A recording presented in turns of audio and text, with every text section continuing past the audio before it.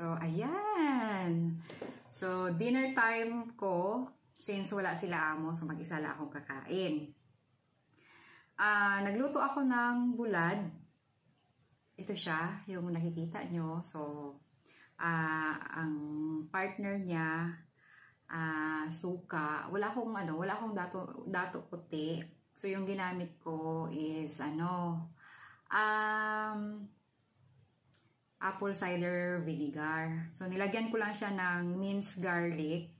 Para maglasang sinamak. Since wala ang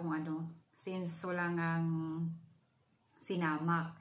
Kasi, bihira ako makakain ng bulad dito sa bahay kasi ayaw ni amo yung amoy. One time, nagluto ako ng bulad. Dilis. Nagluto ako ng dilis. As in talaga, nabulabog ang bahay. Pati yung inchik gamay. As in, nangamoy talaga siya sa buong bahay. Basta binuksan ni amo lahat ng bintana, pintuan. Tapos, sinabihan niya ako na, Ate Jade, next time, pag magluto ka ng ganon or gusto mong magkain ng ganon, yung wala kami. Kasi si amo kasi at saka yung inchik gamay, mga sensitive. Si amo may sinusitis. Nagmana din yung inchik gamay. So, ganito ngayon. So, wala sila. So, it's my time to shine. So, kakain ako ng bulad. To the max talaga. So, nakita nyo yung kanin ko. Sobrang dami. Kasi alam ko talaga, gutom na gutom talaga ako. As in, gutom na gutom. Nakalimutan ko kasi mananghalian. Kasi, yung kain ko, late lunch na siya. Parang brunch na siya ba? Kasi, in between siya ng 10 and 11. So, hindi ako nakaramdam ng gutom kanina. Kaya, nag-continue lang ako sa trabaho. So, hindi ko naramdaman yung gutom kasi sa sobrang busy din. Tapos, paalis sila amo. So, kaya yun. Nag-work na lang muna ako. Tapos, nung medyo bandang alas 4 na ng hapon. So, nakaramdam na ako ng kalam ng sikmura. Kaya sabi ko, ano bang masarap kainin?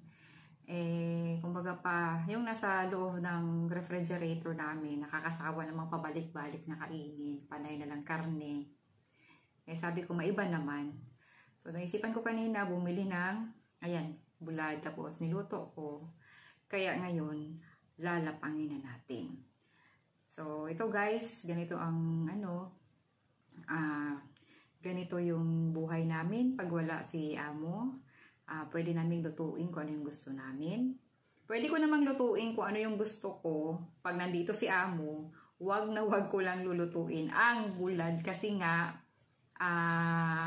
yung amoy. Ayaw nila yung amoy. Si amo babae, okay lang, walang problema sa kanya. Kasi walang walang pili at saka walang allergy. Unlike kay amo at saka yung sa inchik gamay.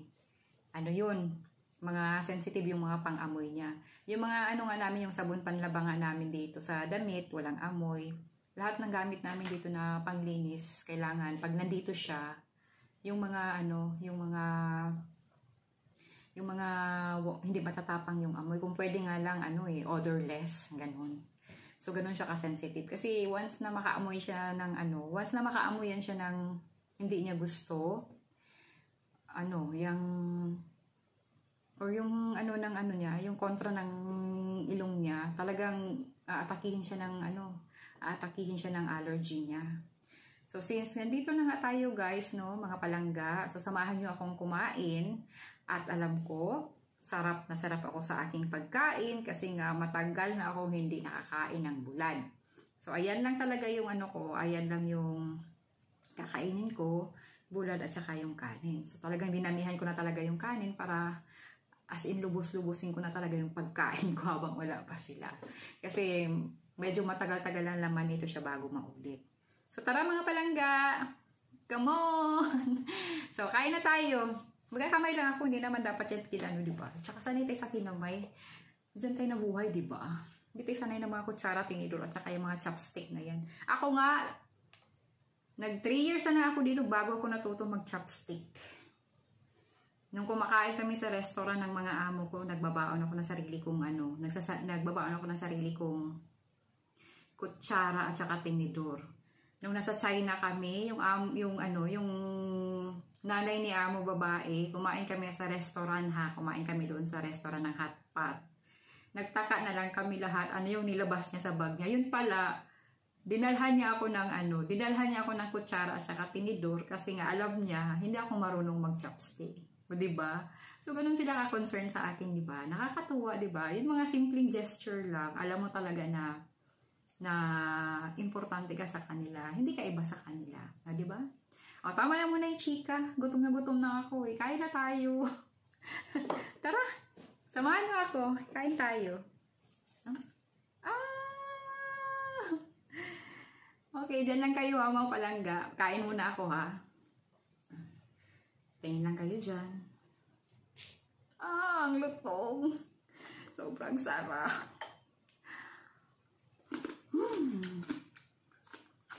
Panalo. Harap.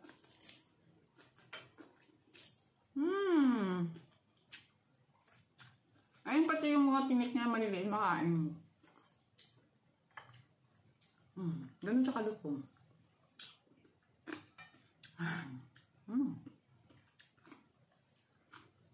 Kain tayo. Ingit kayo? Tensya na ha. Bira akong kumain ito eh. Tingnan mo, wala talaga siyang pati yung mga parang niya. Pati yung mga parang buto niya, makain mo kasi malutong. Sarap.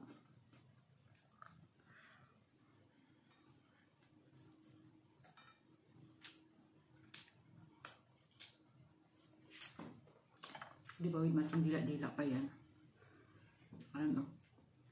Bawang. Dinurog ko lang talaga siya. Sobrang sarap. Sa tingin nyo, maubos ko yung kanin ko? Kulang pa.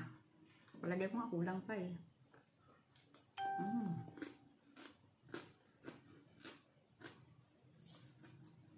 Sarap.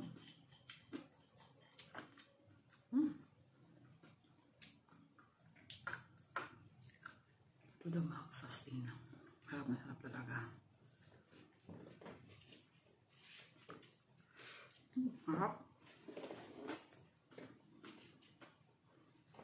Ang tayo. Matiin talaga. Saka gusto ako.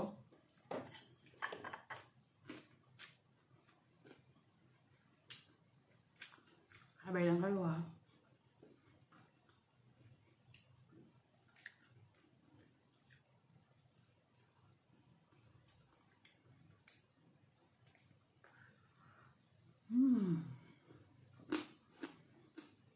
Narinig nyo? Ano bang ito?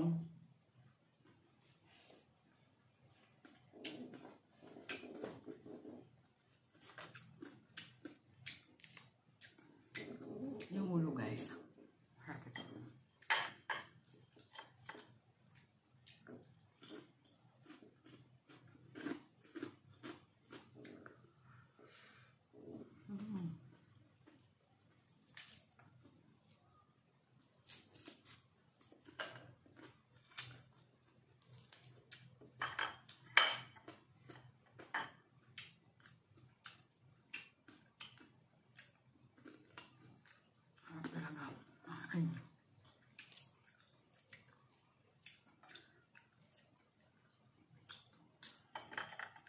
Pati tinikain na.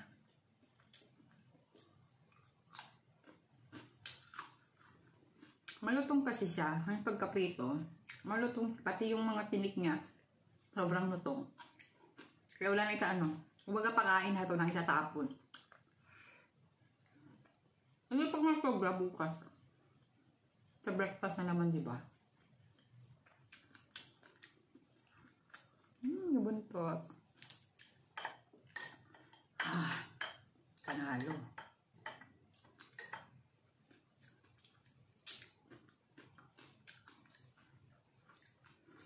Ganito pala yung pakiramdam, no?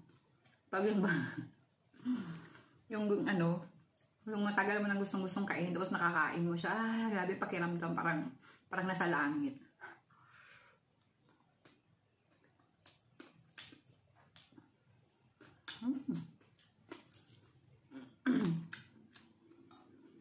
Ito talaga ano, guys. Mga palangga, no? Ang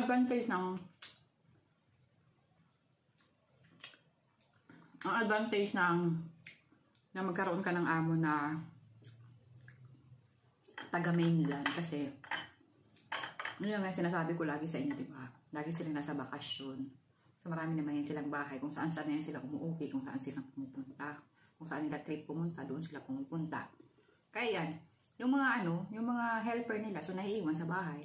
Kaya yun, kami naman, wala namang CCTV dito. O kahit may CCTV, wala namang pakialam si amo. Ano, yung gawin mo na lahat. Kainin mo lahat ang gusto mo, gawin mo kung anong gusto mo sa bahay. So, ganun.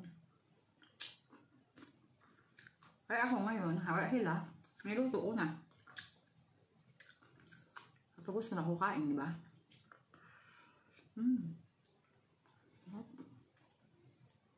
Hot well.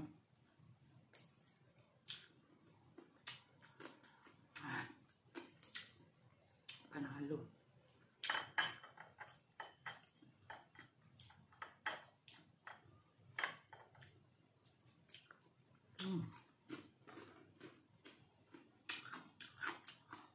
Wala na akong masabi. Perfect yung pagkaluto. O, diba? Hindi siya sunog, hindi rin siya hilaw. Lutong. Narinig yun naman, diba?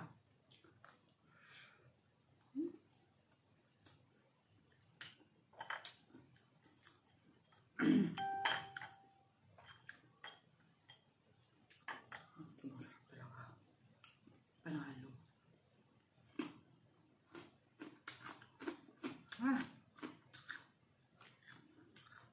Ibang lutong pa. Maliliit kasi siya. Kasi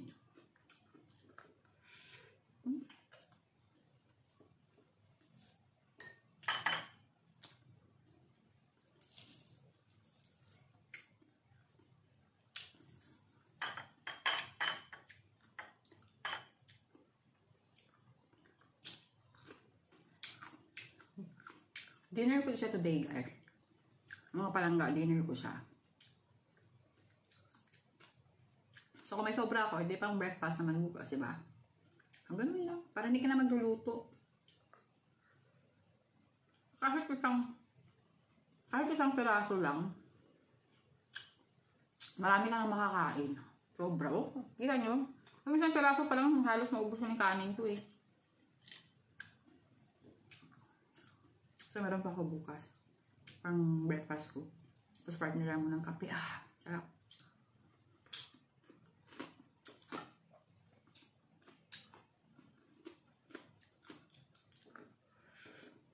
Sarap.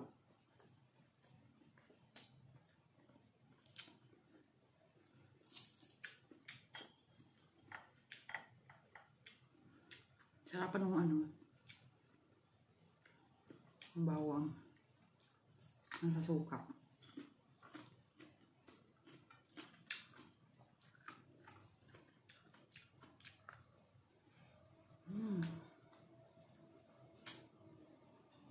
Nalo.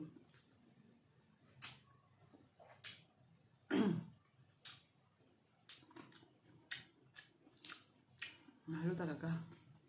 Panalo sa sarap. Kaya siguro bigyan mo ko ng lechon ngayon dito. Hindi ko talaga pagpalit ng ano. Hindi ko pagpalit yung kinakain ko sa lechon.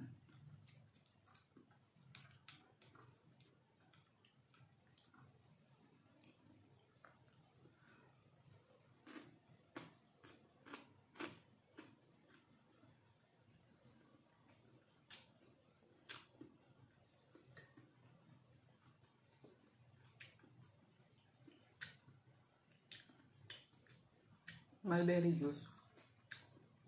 Pamontra din sa alat.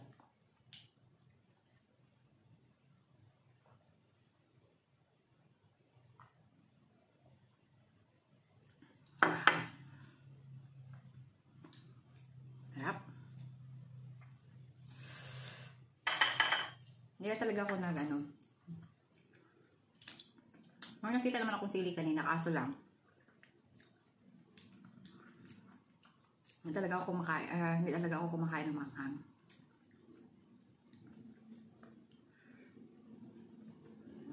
Hindi ako mahilig magkain. Hindi ako mahilig kumain ng manghang.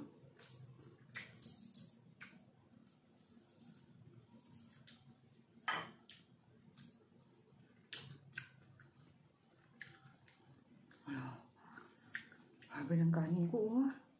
Diba? Wow.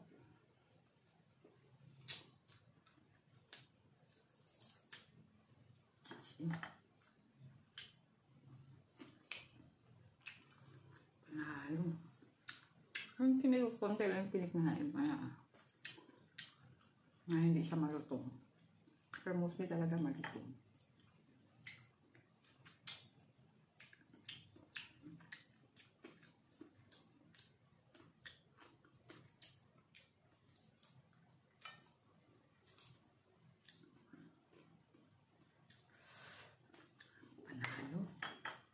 Sarap ng tulog nito mamaya. Diba? Dumighay na ako. May space na naman. Pwede pa daw lagyan.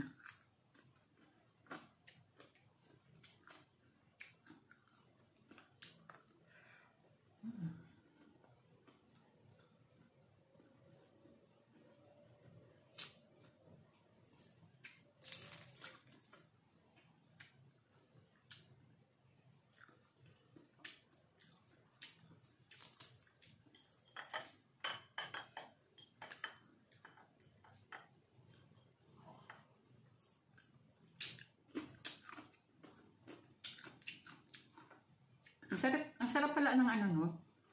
Ang sarap pala ng bawang. Nasa suka siya, tapos kakainin mo siya sabay. Ang sarap. Ngayon ko lang na-realize. Na-realize. Okay itong ganito yung suka, bawang. Huwag mo lang lagyan ng sili. Ang makain. Feeling ko sobrang anghang ngayon.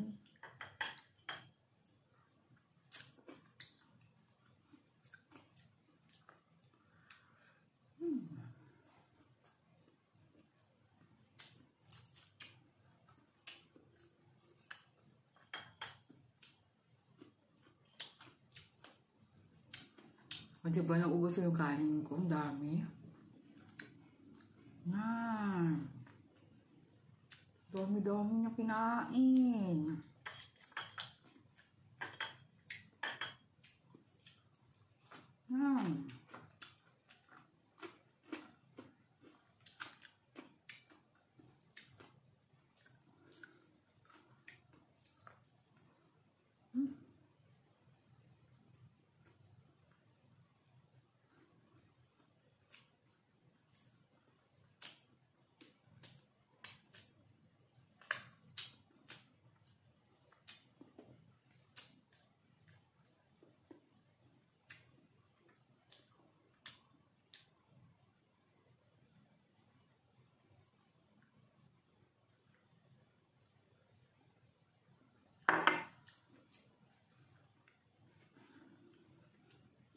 Kain. Lapang ng lapang.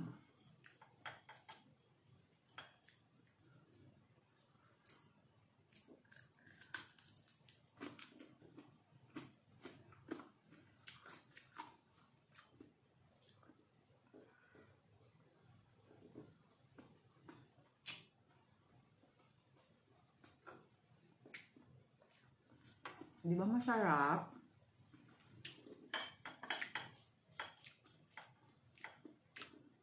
Kasi kontento na talaga ako sa kain ko. O may naiwan pa. Breakfast bukas. O di ba? So kanin na lang nulutuin ko kasi naubos ko yung kanin ngayon as in. Ay, kita nyo as in. Walang ano yan ha. Walang cut. Uubos ko talaga yung kanin as in.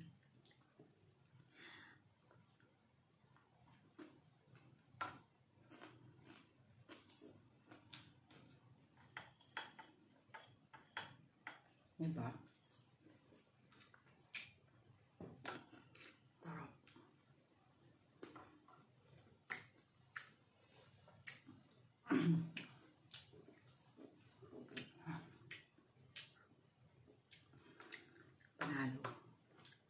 Hindi na, hindi. Dahil gutom na ako, hindi na ako nagbihis, galing ako sa labas. Mamaya na ako magbibihis pag matutulog na lang ako. So, inuna ko muna yung pagkain. Kanina pa ako ay gutom. Kaya mga palangga, kumain na kayo.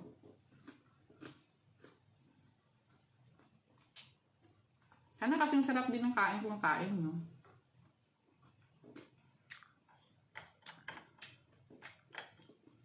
Masarap kaya sa pakiramdam pag busog na busog ka, tapos yung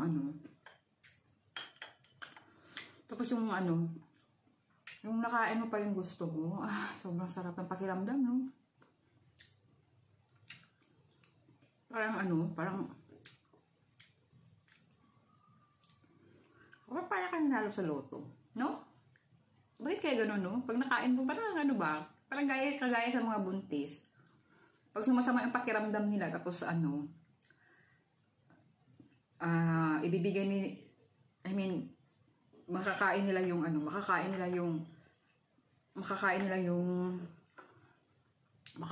yung gusto nila. So nawawala yung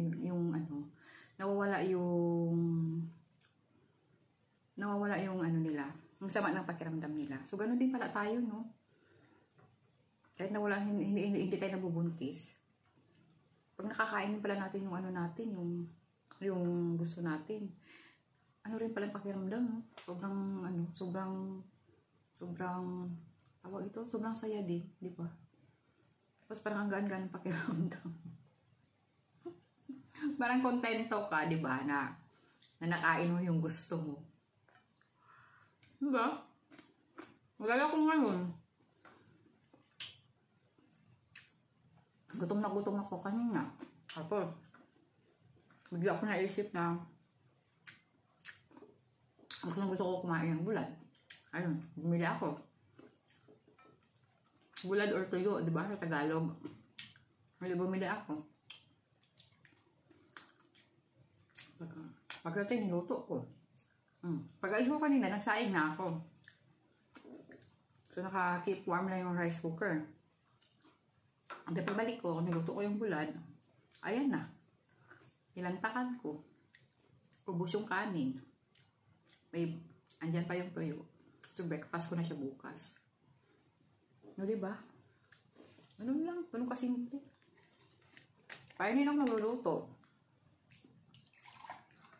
So, magigising man ako bukas ng tanghali. So, okay na. Kasi may pagkain na ako. Diba?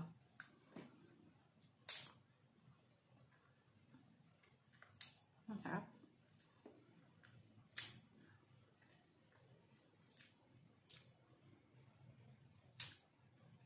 Naiwan pa, sarap. Bitin. Kulang kanin. Wala nakasaw kanin. Kainis. Wala namang kanin. Bawi na lang bukas.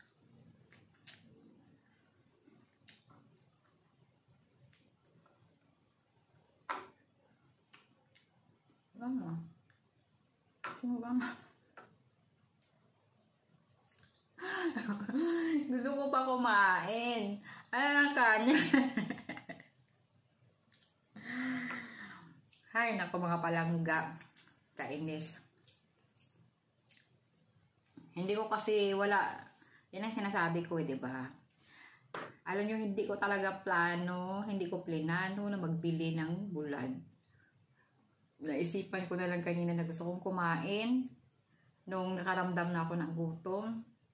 Doon ko na talaga na gusto kong kumain ng bulad. Kaya yun, bumili talaga ako para makain ko siya. O ngayon, kontento na ako. Masarap na itong tulog ko mamaya. Kasi kontento na ako. Kaya medyo bitin sa kanin. As in, bitin pa ako sa kanin. Pero okay na. Carry na siya. Bawit na lang bukas. Diba? Ganun na lang. Sarap ng bawang. Promise. Yung siya, i-mince nyo siya, tapos ilagay nyo siya sa suka. Sarap. Sarap. As in. Tapos isaw-saw mo siya sa isaw-saw nyo yung tuyo or yung bulad. Sarap. Tingnan mo kinakain ko nga,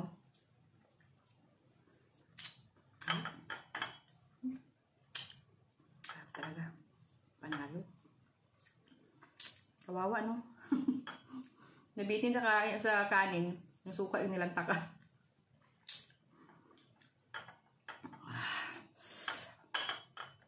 Asin.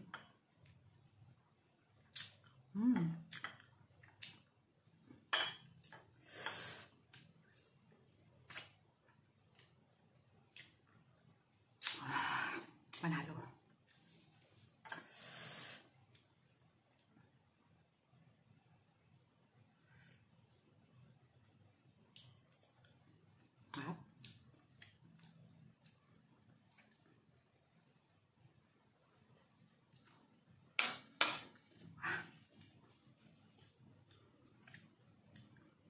Bukas na naman. Bitin. Pero sige lang. Importante nakain mo yung gusto mo, di ba?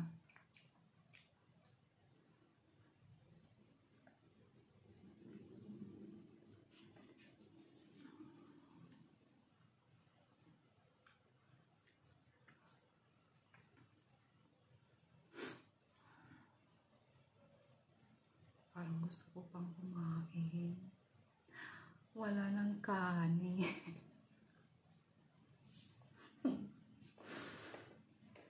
Sige lang, bukas na lang. Bukas na lang.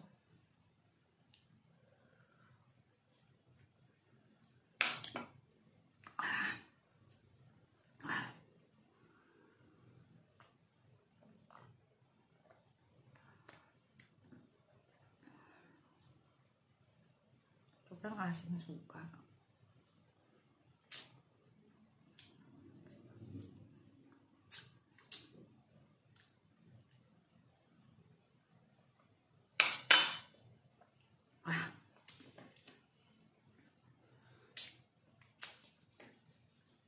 Wala na, ubos na rin. Ay.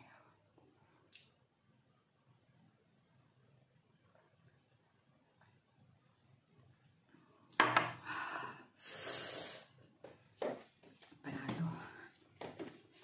Sarap.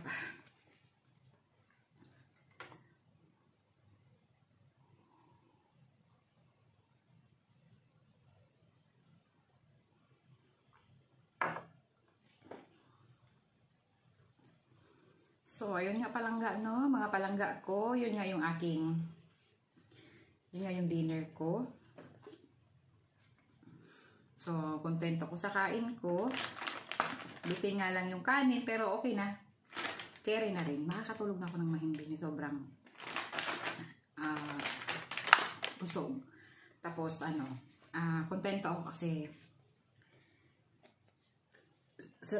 excuse me. Sa tinagal-tagal na hindi ako nakakain, siguro ng mga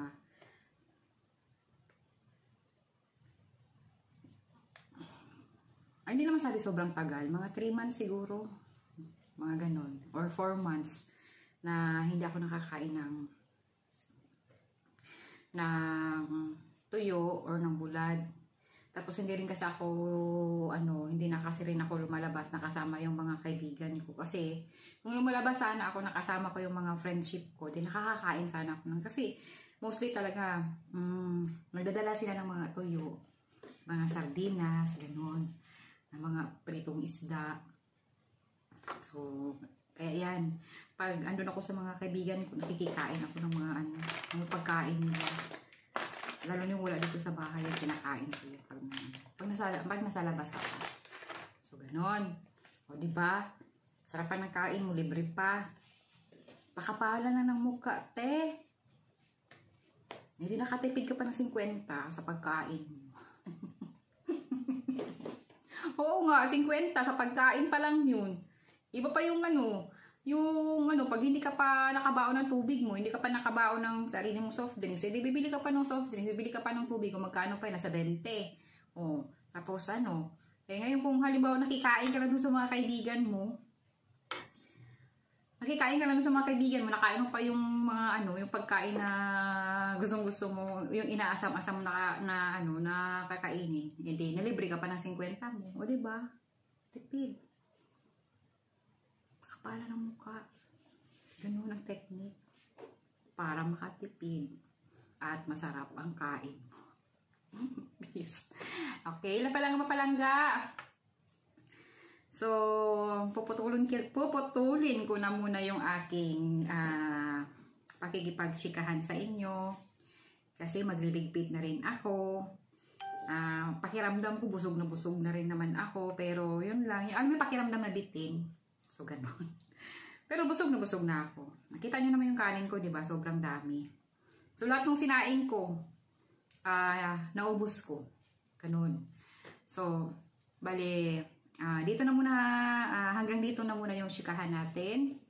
Kasi huhugasan ko pa itong mga pinagkainan ko. At, yung pinaglutuan ko syempre. Dahil mag-isa lang naman ako dito. So, bago ako matutulog, kailangan ligpitin ko yon. So, hanggang dito na lang muna muli mga palangga. At sana, kung nagustuhan nyo po yung pag-share ko sa inyo ng buhay ko dito sa Hong Kong at ng mga experiences ko, paki-like po ng mga video ko, paki-share na lang din po, kung sa tingin ninyo, karapat-dapat siyang i-share. At okay lang din naman na mag-comment kayo, mag-bash kayo, okay lang, open po ako sa lahat, walang problema. Magandang gabi po sa ating lahat at naway magiging maganda ang ating mga tulog at masarap ang ating mga tulog para pagka kinabukasan ay maganda ang ating gising. Bye-bye po at God bless us all and see you in my next video. Bye!